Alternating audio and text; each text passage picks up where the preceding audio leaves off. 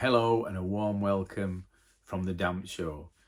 I'm excited to say today's episode we've got Neil Diamondo, aka Dave Drumgoon, or should it be Neil Drumgoon, aka Dave Diamondo, or other way around. Dave is a local legend who he sings, he tells jokes. He's hilarious. Also, he has a day job, so he does this as his pastime and his passion. I've been speaking to him about how he got started as a comedic talent, and how he started off at school and how he went from playing football and being an ordinary person all the way up to being a local superstar. And if you've never seen Neil, then is a treat to behold. You'll not stop laughing from start to finish. Thoroughly entertaining, and basically a lovely bloke. And me and Dave used to play football in a five-a-side team, and we were very successful. Apollo Electrical, very successful. And here we go. So enjoy this conversation, and if you've got any comments, let us know in the end. Hello and welcome to the Damp Show with me, Damp Sam, and today's guest, it's Dave Drumgoon. So we're going straight into it. First question, Dave, is your second name. Is it Scottish? It isn't. It isn't, Sam. It's Irish, from Cavan. Irish? Yeah. Is this your parents then? No, it's. I think it's my great grandparents. Is it? Yeah, Drumgood. Everybody stereotypically thinks it's Scottish, but it's a place called Cavan. I've never been, but I'd like to go. Up in Scotland. Is it what? Top of Scotland, bottom of Scotland, east, west? Cavan Island. It's 12 miles south at Northern Ireland border, so it's Southern Ireland. I've just said Scotland, didn't I? It don't matter. So we'll start with your school, with your schooling. So which junior school did you start off at? I went to Wellgate. That was my primary school. Wellgate, and then Mapwell Junior Infant School. Then I went to Darton Lower, and then I finished up at Darton High. Yeah, we've had loads that's been on that's been to your Darton schools and your Kecks and your stuff like that, and because they have like when I were younger as well, they had a junior, an infant school or whatever it is, a junior school, and then a middle school, and then another. And did one burn down or something? The middle school is where Darton Primary School is now. Did one burn down? It burnt down. A third of it burnt down. Yeah. You know what I mean? It was unbelievable, really. Do you know what I mean when you think about it? How did you get on at school? What average? Any good at maths, English? I weren't particularly good at maths. I once wrote a poem about school, which I'll share with you maybe at some point. Finding classrooms were pretty difficult for me. Do you know what I mean? Yeah. This is why when they talk about people missing school, yeah, I did like 5 years higher education, and I sort of caught up in a way, but. You know what I mean? I was a bit immature, really. Some people are faster learners than others, and I've always said this. I think it's something to do with when your birthday is. Because when we were at school, we had A, B, D, and C. Then 4 classes, and you can guess that obviously A what top, D what bottom. And what I found is majority of them that had the birthday after Christmas were in bottom 2 classes, and them that had it before were in top 2 classes, because your brain's more developed, isn't it? Yeah. You know, it's obviously more developed. So I think they've got a bit of a start in life, and a lot of them are overachievers. But as you get like further on, you know, as I think it's more when you leave school, you get to 18. Definitely. That's when you sort of start to know what you want to do. So.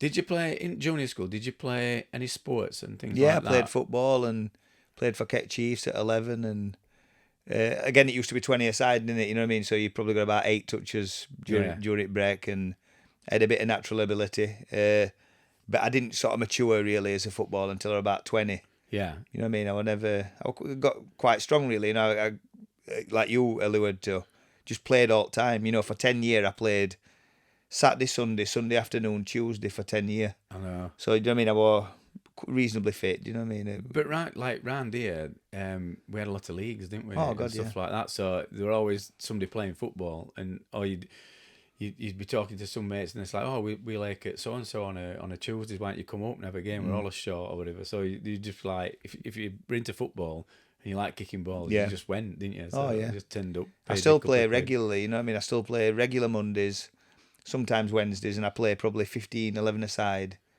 a year. And like Fossils 45s, lads who are 5-10 years older than me, some are like 60, still play, are still really effective, you know, still contribute. So it's mindset sometimes, isn't it? It is, but I think what I found when I was playing over 45s, it tended to be all them that were playing, and I'm not counting myself by far in this category, but there were a lot of really, really good players that had that were good back in the day, and really good, footballers, and they seem to carry it on. They want to play more and more and more. And then obviously you've got such as me that just were a trier who just carried on playing and carried on playing and carried on playing until I couldn't go anymore. Yeah. Until my knees were shot. But so you've done well at school, and average, I would have said. I would have said well. Did you go? I got drunk last day of school, by the way. You know, drunk? I got absolutely, you know. Are you allowed to swear on this podcast? You can swear as much as you want. Yeah, I got like piss paralytic, and teachers found it really, really funny, you know, because I've got into comedy, you know, last probably 20 years, and people used to say, "Oh, you were really quiet at school," but I weren't. You know what I mean? But I were, you know, an easy kid probably to manage. Yeah. Do you know what I mean? But I never particularly focused on my education. You know what I mean? And I was born on 22nd of August, so if I'd have been born 9 days later, I'd have been oldest, didn't you? Yeah. Yeah. Well, same as our Sonny and Izzy. Our Sonny's born on 3rd of September. Izzy's 6th, but the due dates were in August. Yeah. And we were like, you know what I mean? Yeah. Even though he'd have probably wanted to be a bit older, but he'd have been youngest in the year, and I think. I don't know. It just might be my opinion. They might have done tests and that, and I think you're right against it, but it kind of my opinion that I just say it's to do with brain development. That's all, brain development. So, did you go on to further education? I did. You know, a BTEC national, and then I did like an higher national HND, you know, in leisure studies. So. And I probably used that qualification quite effectively. You know, a lot of people didn't. So leisure studies. What does that entail? Well, it was basically how to run a leisure, you know, like a leisure centre like Metrodome. Queen up at Metrodome, didn't she, in '88? Yeah, unbelievable. Yeah, I know. But yeah, I used it. I was like a residential social worker, and then I was a fitness professional at. Sounds like a grand title, but you know, Ardsley House Health Club, and that was like an unbelievable place. You know what I mean? Not unbelievable money, but a good culture. Do you know what I mean? It was a lot of people that went there at Ardsley House. There were a lot of Barnsley money men went there. Yeah. And and that, like after hours or whatever. I know Illy used to go. Illy was he must have been a millionaire, and they used to have. Aggregates and stuff. He's dead now, God bless him. But he fairly young, like when he passed. Yeah, I think he was about 5 or 6 years older than me. But he always drunk. You know what I mean? Yeah. He always drunk, and that was his downfall. But him and his mates all used to go up to what to call it? Summit Bar. What bar called? Charlie's Bar. Or something daft like that. And they all used to go in there and booze. You know, went town and shut the. Up there, buzzing up there. So what did you do up there then? I did. I was like I weren't gym manager. Well, in fact, I was briefly, you know, gym manager, but I never really had any sort of ambition. You know what I mean?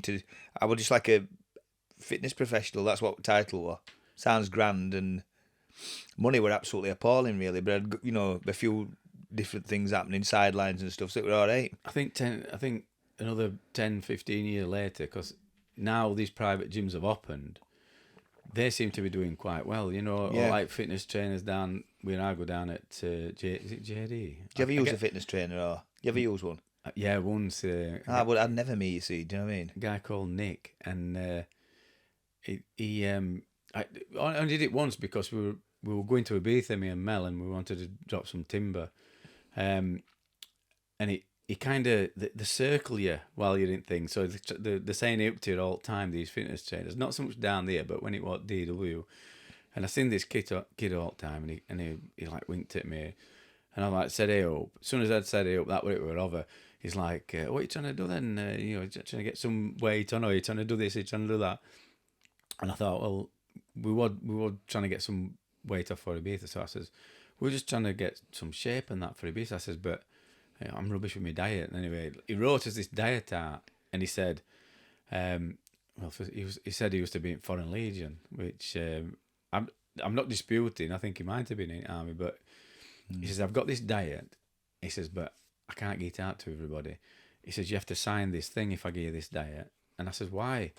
He says it's designed for people who are losing weight, who are having palpitations. No, them what they call them things that they used to tie on the stomach to Ulcers. No, the tapeworms. When they're overweight. Oh yeah, gastric bands. So when they're having gastric band, if they're too heavy to have operation, they've got to lose weight. So they gave them this diet. It's like a soup diet. So he says, so I had to sign this thing, and I had to take one of them for Mel to sign, whether it were right, I don't know. And then I had to have one session with him, like 35 quid. And part of the session was warming up, so it were an hour. So warmed up for 20 minutes, and then we did like a bit of a session, and then he put me on elliptical trainer for another 20 minutes. So I think he did 20 minutes. But I got this diet, so we fetched it home, and it worked. It worked. I didn't have any abs by it finished, but we did drop some thing, and it did taste alright. So basically, it was a broth, and you had it for breakfast, at night, and that. A bit like these juice diets. So got to work, hasn't it? Yeah, she's dropping your calories, aren't you? And all you're doing is liquid, having liquid. But whether it's any good for you, but you did drop it quickly because we were going away in 4 weeks, so did drop some timber. So yeah, so I did use a personal guy, trainer, but that was about it. But they do hang around gym, and I suppose they've got to approach people to try and get some custom and that. It's all about implementation, Sam, isn't it? It's like you know what to do to lose weight and to gain muscle. Yeah. Stop drink. Don't drink. We've all got the knowledge. It's just implementing it, innit? My downfall there is chocolate, or it was. I've stopped it now. So I'll be sat on the settee and I'm on a knee and there'll be some Galaxy in the fridge, and it's like go over a couple of bars of Galaxy, and then some nights I'll have more than others. Some days I'll get in, I'll have a cup of tea, and there's some Galaxy in the fridge. So and went on all inclusive, belly were out here, and I'm gonna have to do something. Obviously I weren't playing football anymore because as soon as you stop out like that, and last I think the last couple of months I've kind of knocked it on ear, and I bought this thing. Have you seen that Huel?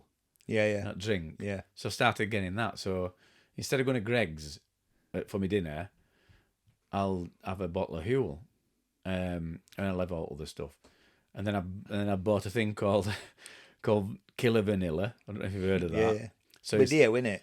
So yeah, it's 25 like quid Complan for and all that, isn't it? Well, this Killer Vanilla, it's an inhaler, and it's supposed to. What's happened is you sit on settee, and when you think, oh, I'll do some chocolate, you have a sniff of this.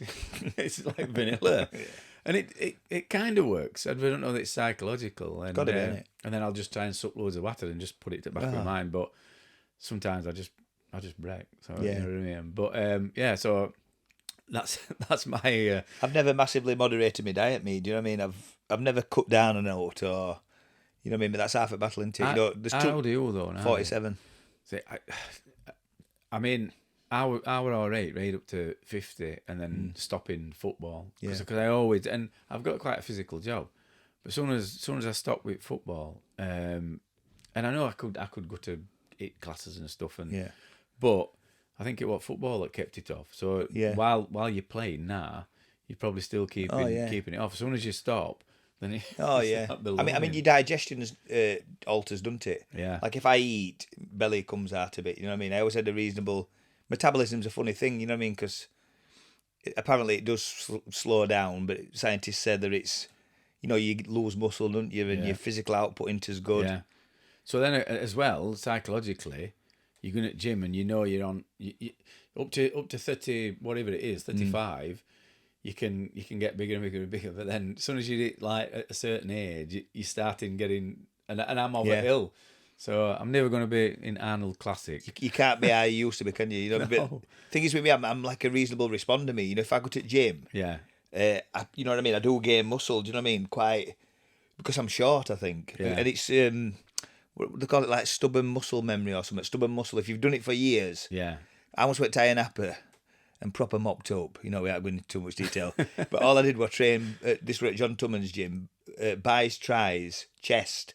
You know what I mean? Just religiously. And then when I went on holiday, just press up. But because I'm not particularly vain. I'm not a vain person, but it's good in it not to look fat in clothes. Well, I know it sounds a bit. Yeah. No, you're right. But, You're right. Lee Broder's a good example, isn't he? He's got a physical job and he goes to the gym before he.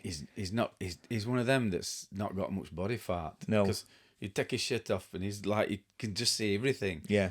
And we go camping with him. He'll hate it when I say that. Right, Brody?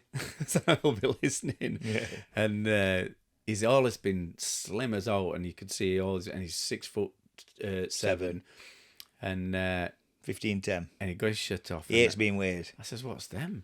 And he's like, "What?" And he obviously can't see right back. He saddlebags on back. That was it. As soon as he mentioned that, his face, and now he's at gym all the time trying to get him off. So you've done that bit.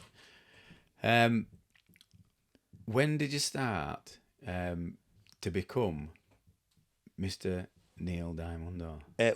When I was about 30. I used to go to Mason's Arms, 18 to 26, singing, and having, naturally alright at performing and stuff, you know what I mean? In fact, I used to get more nervous doing karaoke than I would. Is that what you used to? Because I know Brody used to go to and when I first met Brody. I know it's not about.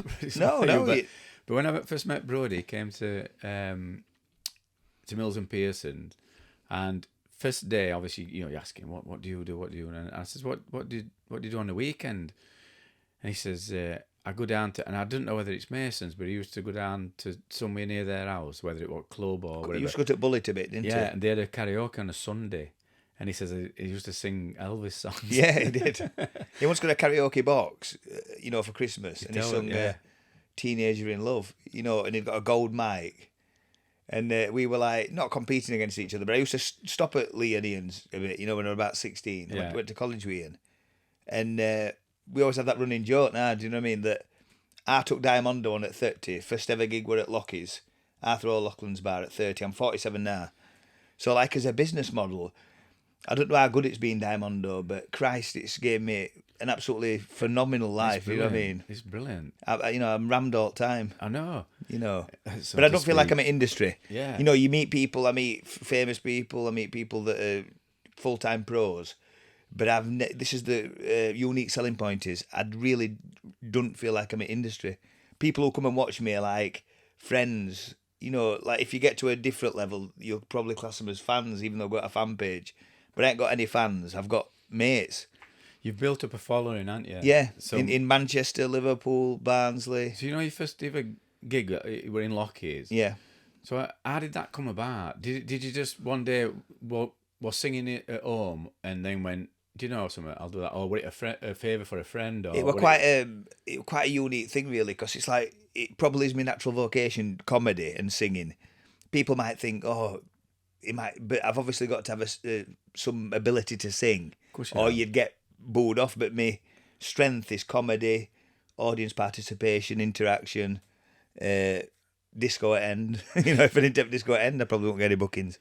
But I'm proud of what I've done, but it's just got bigger and bigger and bigger. When I've been interviewed on radio loads of times, and we haven't mentioned, there's people who work on radio that are and they probably know who I am. but I don't want to be famous. I don't want to go on Britain's Got Talent. I don't want that. You know, I'm happy putting Barnsley on map, really. Yeah. And I'll tell you what, there's a massive affinity with Oldham, Saddleworth, Liverpool. You know what I mean? We're all very similar, you know, people. Some areas round here don't get me. I think it kind of arcs back to Clubland in Barnsley. Yeah. When I saw your act, it just reminded me a kind of Lock Park Club. These clubs when they'd get comedians in from 70s and stuff. Yeah. But this is what I'm trying to find out. What when you first did your first gig, what it more singing, or what it more did you purposely put some jokes in, and then obviously it's evolved from over time. Well, it was totally raw, Sam, because I basically got a free bar from Arthur, got absolutely bollocks. You know, never rehearsed a song. Yeah. To this day, I've never rehearsed. I've never learned to joke, really. No, people say, you know, you've got hundreds and hundreds of jokes, so you must learn them in a fashion. But, you know what I mean? People say, like I do a double act with Andy Lee, and I haven't really rehearsed with him, but we hit it off. Yeah. So really, prepare to fail. Oh, sorry, fail to prepare to fail. But touch wood, you know, that's never really happened. You know, I've had a few near misses. What does Andy do? Andy's like a Simply Red tribute. He's like Mick Hucknall type. Yeah, but he's also a singer. You know, he's probably got 1,000 songs at his disposal. Yeah. He rehearses. He's naturally funny. He's intentionally funny. He's unintentionally funny. You know, that the Simply Red bits. Because I've studied comedy for years. That's probably why I've done all right. You know, because I've got an acute. Yeah. Comedic mind, you know what I mean? My strength really is films. You know, I've done a lot of short films, and I could knock a film out tonight, and I know it'd be. Is that funny. For social media, or what do your films go on to? Films tend to go on like YouTube or. Have you got your channel on YouTube? No. Or you just maybe I have. Probably I have. I don't know. You know? I'm not sure. I've got a few people who kind of support me, you know, don't sort of directly work for me, but have like kind of put me on map. I'd have thought that, like, if you've not got a YouTube channel, obviously we've got one. That one of the first things that I set up and saw a bit of movement with people watching videos and stuff. And because you're just naturally funny, and if you had your own channel and monetized it, I think you'd get a bit of trickle-down income as well. Oh, yeah. So then you'd get like a further... Definitely. thing. So that might be one of the things that you could consider. I mean, it's that long ago I set my YouTube channel up. I won't even know where to start now. But I'm sure there'd be somebody who would be able to help you. Yeah. Sort of, you know, get it up as a... there definitely is. You know, I know 3 or 4 people, you know what I mean, that have approached me. But like I say, I've got a full-time job, and... You know, Diamondo takes up my weekends. I was going to say, yeah. Yeah, massively. So huge commitment. What's your job through? I work in public health, so we do. I did write it down. Yeah, Active Barnsley. We're a public sort of health charity. Sports. I can't believe I missed that. I'm looking for what I wrote down, and you're all right. it's on his front. So we do cycle training, and is this that go to schools and stuff, and you've got like a van, and there's all gear in, and like school holidays. Well, predominantly it used to be like that. We used to be old sports development officers, us, but now it's predominantly cycling and camps, holiday camps. Right. At the moment, we get a lot of families that are children that are entitled to free school dinners that come to us camps. That's the theme at the moment. Is this funded by Barnsley Council then? Yeah. So how did you end up doing that? Is this through... I've done that since I was 30, you know, at the same time as I started doing Diamondo. So it's evolved, you know. Years ago we'd be funded through NHS, Fit for Future, and then it changed, you know what I mean? Then we became like self-sufficient. Is that how you know Fit Reds and that? Is a little bit, yeah. Is it similar? Because they were PPS or PSS? It sounds like PSS. Yeah, PSS were like Nick Gillett and Luke worked there, didn't he? So we are a similar thing where you're funded by... Similar funding. At one point, I think we were funded by the same organisations, but then I'm a big believer, Sam, in we've talked about playing football and then stopping at a certain age. Yeah. I play regularly Mondays with a guy who, hard to say how old he is, but he must be mid-70s at least, and he's still playing. Whereas Barnes has got a bit of a they've retired at 30. Some lads who I work with, very talented footballers, but they've done at 30 to play golf. Yeah. So they're still physically active, but you're like me, aren't you? The little things. It's nice to be active because endorphins, feeling good about yourself, it is, yeah. keeping a reasonable physique, and definitely. I've always been passionate about that. Not taking cart at town if I've got a meeting, walking, and loving town centre. Yeah. Redevelopment, buzzing off that. How good is it? Good is it? It's been brilliant. I mean, the only thing that I think is missing is a big screen. In actual centre I know what you're saying. I thought if they had a big screen and they could put things on, I don't know where it'd go because it'd probably block one of the shops off. But I think cherry on icing for Barnsley is going to be once pictures is up and running, because I was on about it with Nixon today. The money is going to come from parents taking the kids there and then going, oh, shall we just get something to eat, or shall we have a look in these shops and stuff when they come to cinema, and rather than going to Meadowhall to watch films. And I know we've got Parkway, but I think obviously people will still go to Parkway. I think that'll do well still as well. I really hope it does. Yeah, but and listen, they seem like good blokes there. I think whatever happens, they're going to evolve. They've just bought it. They've bought building, They've just bought building, which at Parkway. I didn't know it were up for sale, but landlord won't sell them it, so they had to go to auction. I don't know what they've paid for it, but they've now owned the building, so they've got a lot of options. They've got a lot of options, whether they continue as a pictures. Yeah, well, they could have pictures at bottom and maybe offices at top, or whatever. They've turned it into a booze. They can do what they want with it now, can't they? Do you know what I mean? I really hope it survives, because I'd hate to see, a bigger franchise or whatever take over. But what I said should happen, and I don't know whether you agree, but that street, they've got a massive grant council to do it up. So they got it off government, and they've been after this grant. And it's because when people come out at train stations, first thing they see is like that area, and then they walk down Eldon Street. So they knock that pub down, Devonshire, which to give a broader look. But what they need to do is shop fronts they need to give grants and get these shop fronts more modern, or put them back to like Victorian times. Yeah. And then obviously what they've talked about doing is opening front at Civic Hub. Because can you remember when people used front door to Civic? Yeah. And there's 4 shops. There's 2 shops either side at front door that's got Victorian fronts. Nobby used to rent one, and when they started doing Civic Hub, they shut everything, and then they worked from there. But then now you're going back door. So once that opens as well, and they start accessing that, and then they saw at bottom at Civic. Have you been in to downstairs in Civic? Almost the celery bit. Yeah. Yeah. But they were trying to rent that out, but there were no escalators in. So they said whoever rents that bottom bit out has got to pay for escalators, which were going to be like something daft like 70 grand. So nobody's going to rent that. So hopefully they'll get them in, and then Barnsley can start to really kick on then, which is going to be better for you, because that nightlife and afternoon life, there's going to be more gigs for you. Oh, yeah. It's going to be more social, isn't it? I mean, funnily enough, like town centre, I've had it recently, do you know what I mean, where it's more unpredictable, town centre gigs for Diamondo. You've got you know what I mean? You're almost on shop floor, and, I could write a book. You've got one coming up. You've got Salt House, haven't you? Oh, no, I've done that. Have you done it? Yeah, I did it about 8 weeks ago on a Sunday.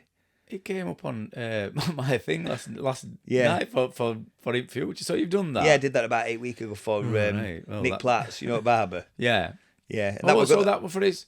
So are you not booked in to do it again? No. I'm sure it came up on my thing saying, unless you were advertising it for that. Oh, I thought they were doing it for Caccina's.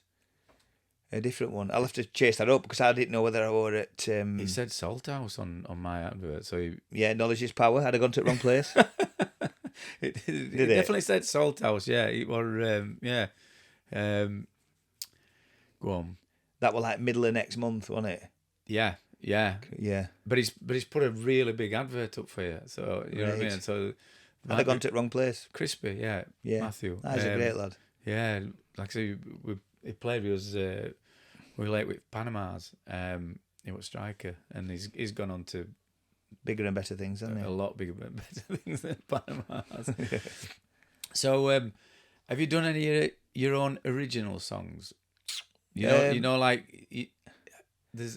when I was growing up, there were a lot of people that sort of different groups had albums where they'd because you sometimes twist lyrics on all the time, yeah. I think, but I've seen albums that's like sort of been all twisted lyrics and that, Oh, I'm trying to think. There are a few punk bands that used to do it, Massage in a Brothel and all that kind of stuff. And they obviously, I don't know whether you can do it now. Well, what they're behind you there, just your mates, aren't they? Just grab that. It's something like that. What they call I think Valdoolican. I mean, I don't know. I thought you knew him. No. I've met him, have you met him, yeah? Yeah, we met him at Cawthorne, yeah, I did Under the Stars, Martin Taylor. What I'm saying is, do you ever fancy doing out like that? You know what I mean? Potentially. I mean, these sort of, the different ends, aren't there, to me, in a way? There's some similarities. Yeah. But I think I've met him, like they're different, aren't they? I do rate him, I've been to watch him and stuff. Yeah. But like I said, I just think... I don't know if they're cabaret. I'm more cabaret, aren't I? Yeah. But I probably have got the ability to do what they do. You know what I mean? Maybe, I don't know. Like I said, they might practice. I don't know. I think they do. They do. I think that they're kind of musicians as well. Yeah. Aren't they? So do you play out? Not really, no. But I do. Over years, I've done like Red Light, and I've brought an harp out or a cello. And it's been a bit labour intensive just to play it once. Yeah. You know what I mean? So it's I don't play out really. No, but at Dex DJing and stuff, do you don't? Oh, no. No. No. You just come straight out and then... Well, again, it's I don't know whether it's my passion. You know what I mean? Like comedy or whatever. But if I've got a Thursday, Friday, 2 Saturday, 1 Sunday, I don't know any artist that, is that rammed. You know what I mean? You physically, I take my son to bed and my wife will say, why have you booked 5 this weekend? Yeah. And somebody's approached me from Blackpool, a guy called Frankie. I forgot his last name, but I never went. I've been to Blackpool dozens and dozens of times. And then Andrew Martwell and Carl Brennan took me to the real Blackpool last year. The dark, dingy bits and women that, have got facial tattoos. And I'm thinking, wow. But because I was brought up, in council accommodation, I'm not fazed by it. But I would have done Blackpool differently. Me born in 75, I'd have probably gone to Zoort at North Pier, Edinfield. I'd have wanted to be outside. Yeah. You know what I mean?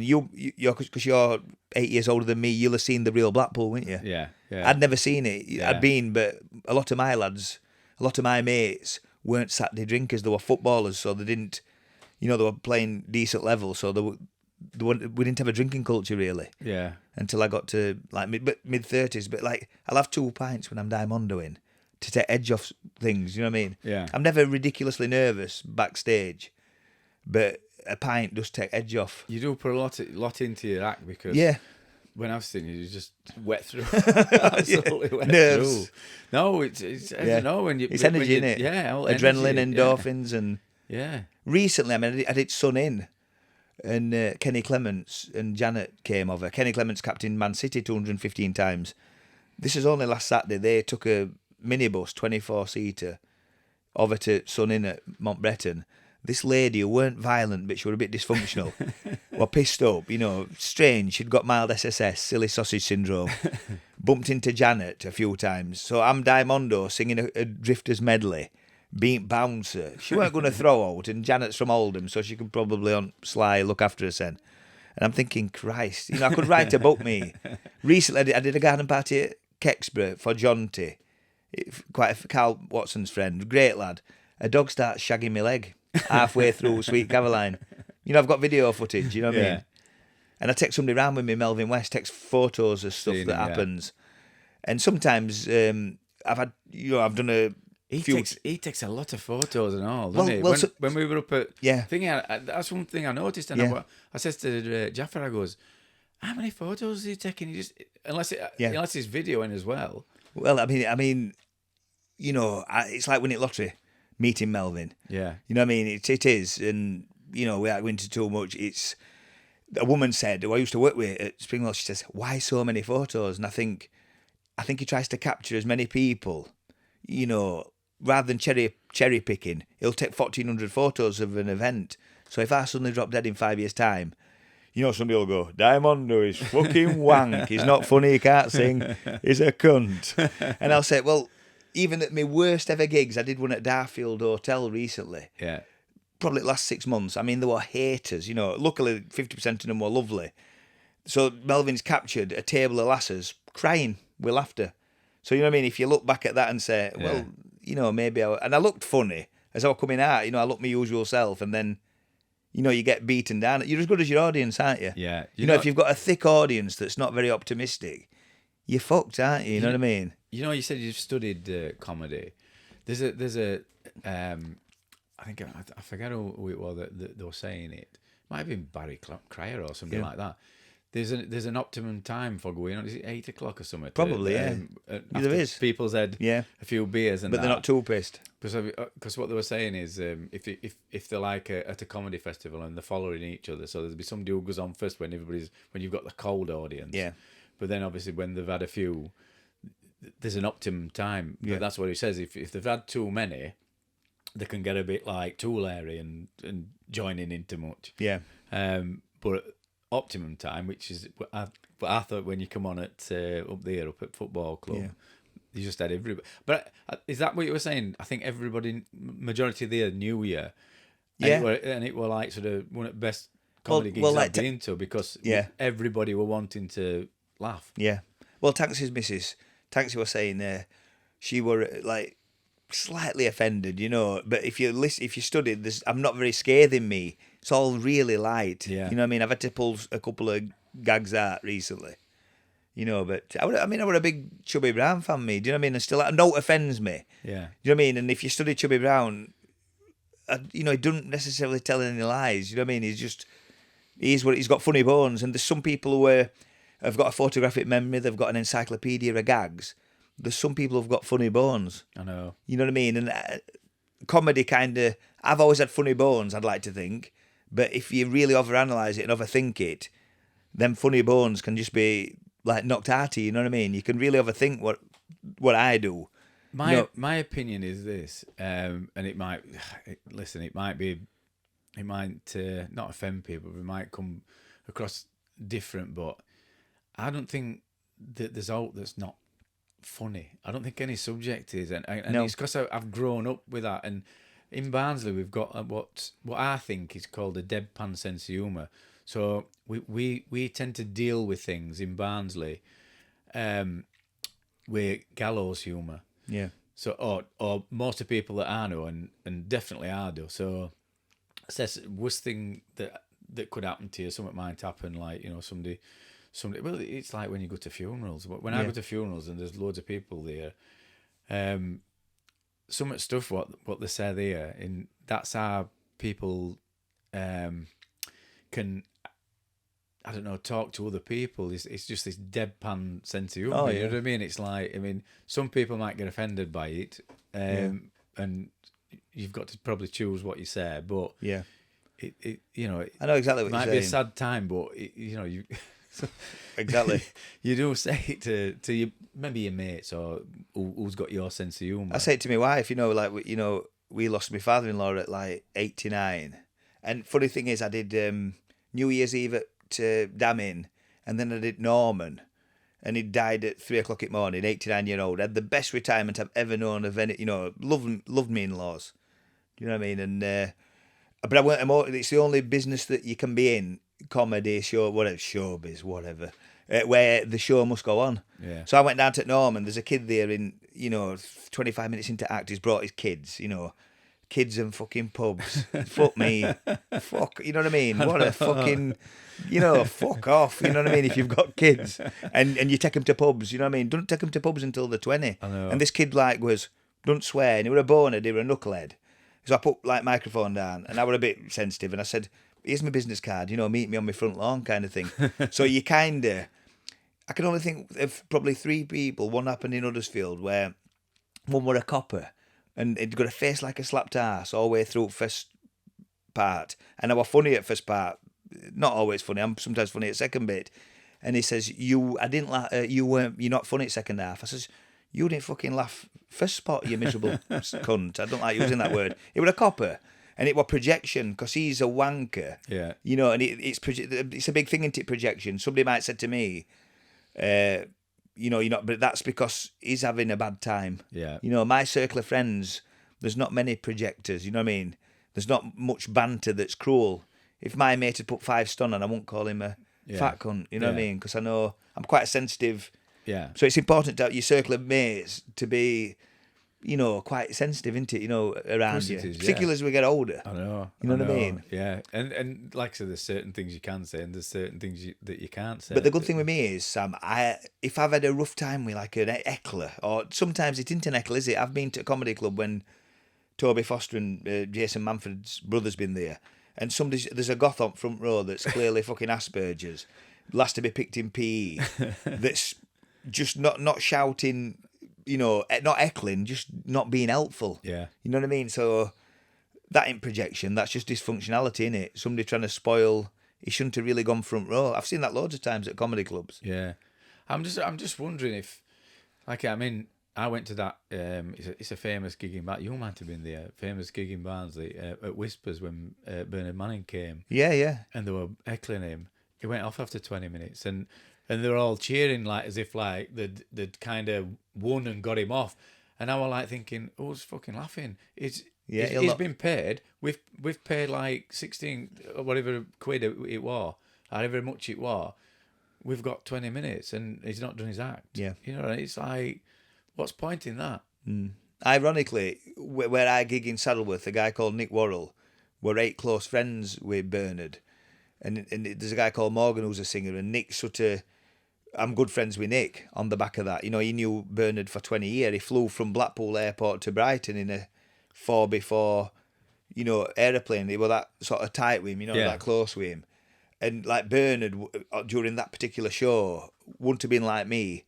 You know, I wouldn't have been in a position to say, just pay me up. Yeah. He'd have got paid up and not... Would he have given it much thought? Maybe not. We don't know, do we? But I know. Do you know what I mean? I mean, what they were doing is, I think that at that time it was when videos were just they were quite big, you know, videos and stuff, so you could get them out at shop. And his acts were all on video. I mean, I knew loads of his jokes, you know, because I used to watch his videos. And I sort of liked him before I knew Chubby Brown. And then started watching Chubby Brown, and obviously tears running down my face. And I don't know if you know this other guy, a lad called Albie Senior. Yeah. And he does a lot in Benidorm, but they got him at Park Road Club. I'd never seen him before. He came for our football duo. Laugh. He's similar to Chubby, isn't he? Yeah. And his real name's Gary. Is it? He used to get his clothes from Yorkshire Stage Where, you know, Neil Crossland. That Union Jack thing. It's so on it. Like and what crowd very attentive with him?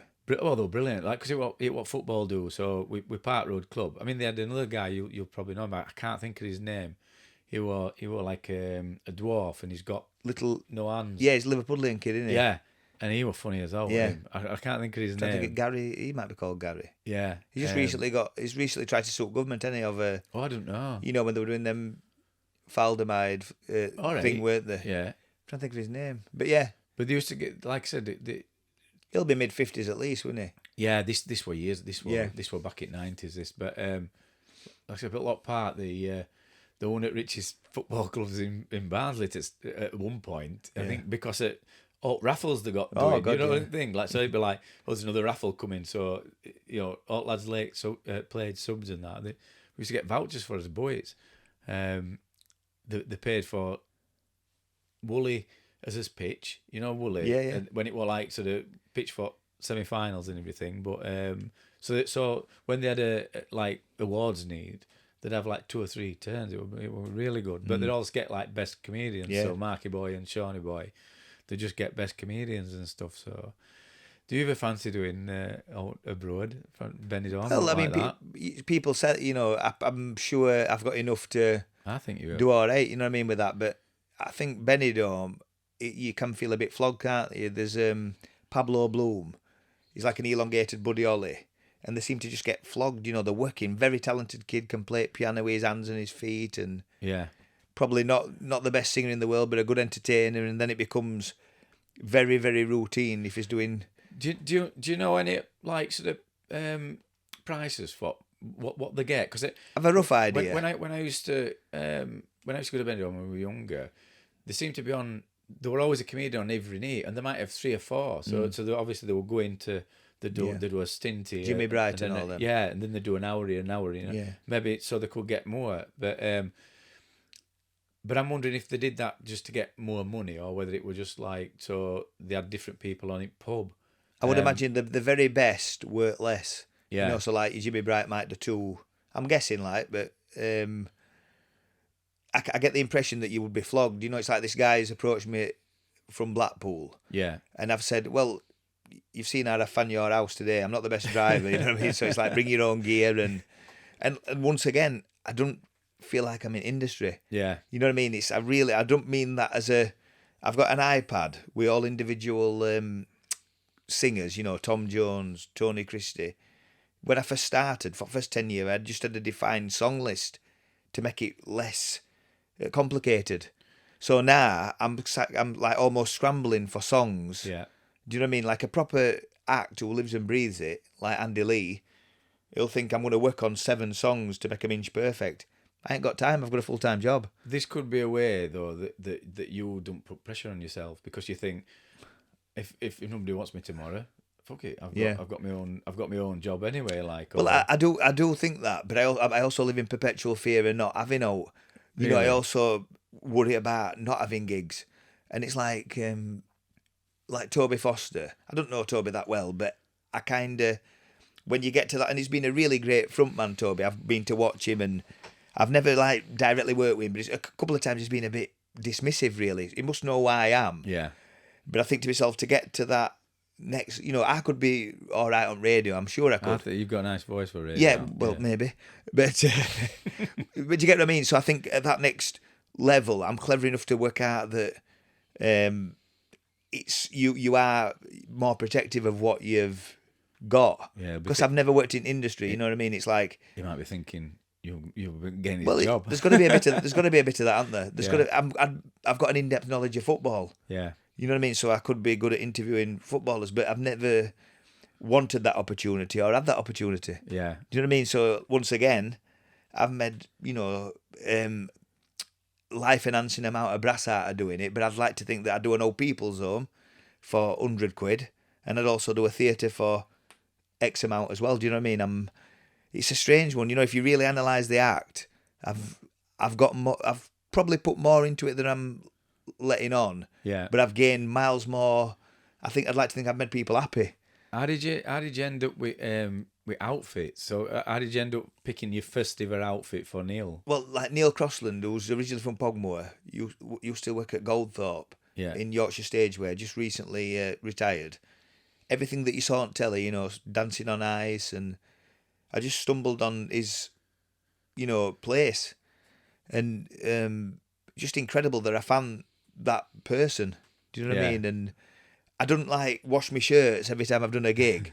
I just shove them in a suitcase. Yeah. Do you know what I mean? So it's like get them back out. Leslie, this lady from Athersley North, she's got a fancy dress shop at Ireland. She's recently done me 7 shirts. Do you know what I mean? So I like to say to Karen, my wife, Karen's my manager, shall I wear blue, yellow or red for my opening spot? She goes, I don't give a fuck. I'm not fucking interested. You know what I mean?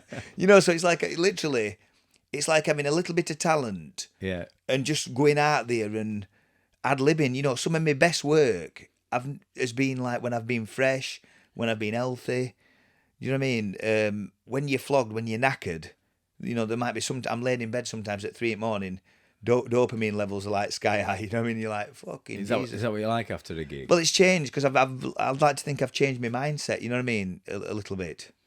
Well, I once did that AJ's, and this Asian guy, his ethnicity is irrelevant, but threatened, like, got really aggressive on phone and all this, and I'm like thinking, you can't really prepare for that. But now, if I did a gig, I'd like to think I would prepped for that. Yeah. Because, you know, I'm a likeable, peaceful person, you know what I mean? So you get probably, I don't know, 20 times where not necessarily you're being threatened or like that, but something really unusual has happened during act. Do you think that you need a parent advisory thing on your adverts? Just, Well, I mean, I know most people yeah. know what you're going to be like, but it sounds like some people might come not knowing. Yeah, but I think because it's not that scathing, that's the unique selling point. You might get people, I once did a gig at Stocksbridge, and two stories here where they're like looking, thinking, he sounds fuck all like Neil Diamond. But in actual fact, I sound like more like Neil Diamond than they do, but that ain't my objective to sound like him. Yeah. In my 20s, I did sound like him, but I cultivated this weird, But cabaret kind of silliness. You do the songs though as well. You don't just do his No, songs. I'm probably better at Elvis than I am at Neil Diamond, and I'm better at Elton John. And I think to myself, and this, what other thing? I did Millers. Millers were a real breakthrough 15 years ago. And these people are there, might have been a little bit on autistic spectrum, final salary pensioned up to fuck, rich as fuck. And they're staring at me like this for like 5-10 minutes, trying to take it in. And I'm like, I'm not a threat. I'm 5'8". I'm 13 stone 7. I'm nice. I've raised thousands for charity. And as they walked out, there were Martin Taylor and Vicky there, and I'm like, fuck off, you final salary pension cunts. This probably shouldn't have been like that. But I think if life's been good to you, if you've got good health, a bit of money, an house that you can sell and downsize, and you've been on holiday every couple of years, you should have a smile from, you know what I mean? You should. There's no element of surprise really with me. 4 people from Cardiff came to watch me at Sun Inn, and they went, we thought you were going to be a Neil Diamond impersonator. He was miles better than that. Yeah. I've got love in my bones. And a lot of people don't know you've raised a lot for charity. I mean, a hell of a lot. Well, I don't know about a hell of a lot. That makes me sound, £1,000, £1,000, Sam, over 20 year. No, but listen, it is. I think it's a lot anyway. It's a lot anyway. So, my big objective is putting Barnsley on map. You know what I mean? If I go on holiday and they'll say, where are you from? I'll go Barnsley. Yeah. If you're pretentious, they'll say, 20 miles away from Manchester. You're from Barnsley. I had a spell where when I first started networking, and when I first started to stand in front of a crowd, and I was trying to watch my accent and trying to sort of talk, and I was stumbling over my words because I'm thinking about what I was saying. And then there came a point where I just went, oh, fuck it. You know what I mean? I'm just going to talk Yorkshire. If you can't understand me, then, I'll put some subtitles on.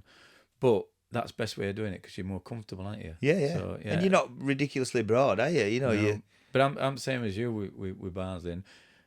And I think a lot of people are now, over the last sort of 3 or 4 months, how proud people are at Centre and stuff, and how it's been done. And looking forward to the future at Nightlife in Barnsley as well. 100%. Where you'll probably be one of prime players. Well, hopefully. I don't know. I'm glad you've mentioned that, though, that I'm at Salt Bar and not Kachina's. I don't know. Well, we'll check after this, but yeah, I'm sure it is. I'll get it on Facebook and we'll do.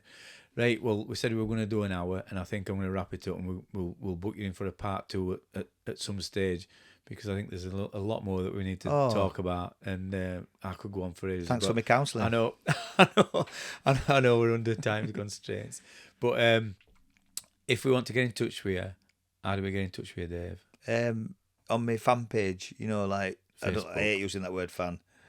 Because I ain't got any fans. I've just got people who come and watch me. This is on Facebook? That's on Facebook, isn't it? Yeah. So just search for you on Facebook. Yeah. Are you on as Dave or are you on as Neil? It's a Neil Diamondo face page, but then it automatically seems to link up to me Dave Drumgood Facebook page as well. Have you got a Neil Diamondo email address or a Dave? Yeah, neildiamondo@hotmail.co.uk, and then I've got a website, www.neildiamondo.co.uk.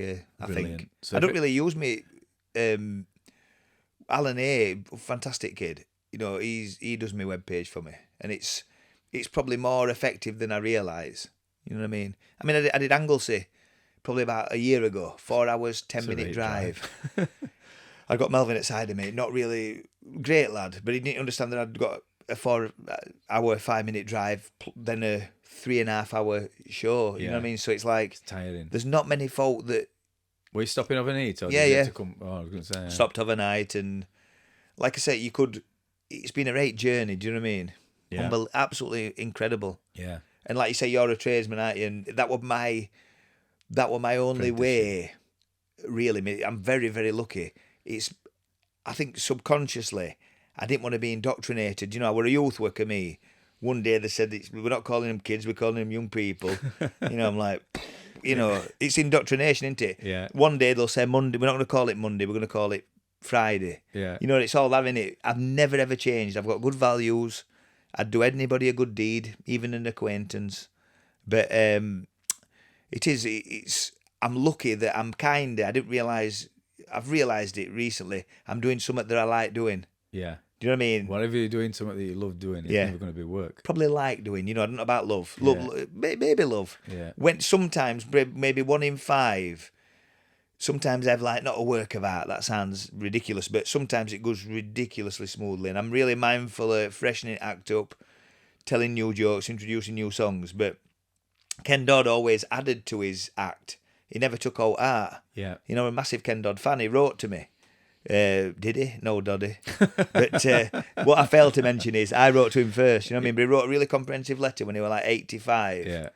And I just thought he was the last of the music. He probably weren't one of the last of the musical hall performers. Yeah. But you know what I mean? He was dedicated to his craft, which I'm not. And I saw his act. I don't know whether it was Skeggy when I was young and my mum and dad took us.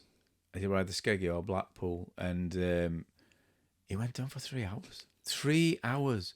And he like you said, he keeps adding and adding and adding. Yeah. And I think he should have only been on for an hour and a half, and he just kept going and going and going and going I and know. going. It's like, which is unbelievable. And what I'm going to tell you is this, and this is a gospel true story about Jimmy Savile, and you know when you used to be able to write to him, dear Jimmy. Yeah. I once wrote to Jimmy Savile, and I'd never had a bike when I was younger. No. And I wanted this is weird, it sounds as if it's made up, but I wanted a chopper bike, because everybody, Jeff had a chopper, best bike ever. So I sent him a letter asking him if I could go to Rally Factory. And see his chopper. No, but I thought, if I can ask to go to Rally Factory, because they used to gear something when you went. So it was like, dear Jim, can I go to Rally Factory to have a look round? Because I thought, if I get there, He's going to gear something. and they'll give me a chopper. So, and it's like, His chopper. I think it would have fucking lucky escape. Yeah. Oh, God. Yeah. Good looking kid when I was younger. Paul Sanderson, you know, Place in the Sun, if you Paul Sanderson, security guard at Alhambra, Yeah. he wrote to him, Dear Jim, could you fix it for me to ride a motorbike on the Plantins? And luckily, they'd had junior kickstart 2 weeks previous. And he got on that. No, that as a result of that, do you know what I mean? Right. You know, but there's loads of punchlines going through my head. You know what I mean? It's I do tell that very obvious Jimmy Savile based thing, but yeah, there were no such thing as safeguarding them, were there? No. You know what I mean? That's the reality, isn't it? But if you randomly look at an image of Savile, he looks like he's, you know, grooming, doesn't he? He looks like he's up to no good. And I mean, He wrestled at Civic, didn't he? yeah, and it's not a coincidence, but there's a lot of Jam fans. I'm a massive Jam fan, and fucking Paul Weller's turning into Jimmy Savile, and because between Jimmy Savile and Johnny Ball from Think of a Number, every time I see him, it just looks. But you're not telling to his face. His family used to be boxers when they were younger. But, Did they? Yeah. So anyway, we're going to have to wrap this up because I know you're under time constraints. No, so, no. Dave, thanks for coming, mate. Cheers, Sam. Been a pleasure. Always.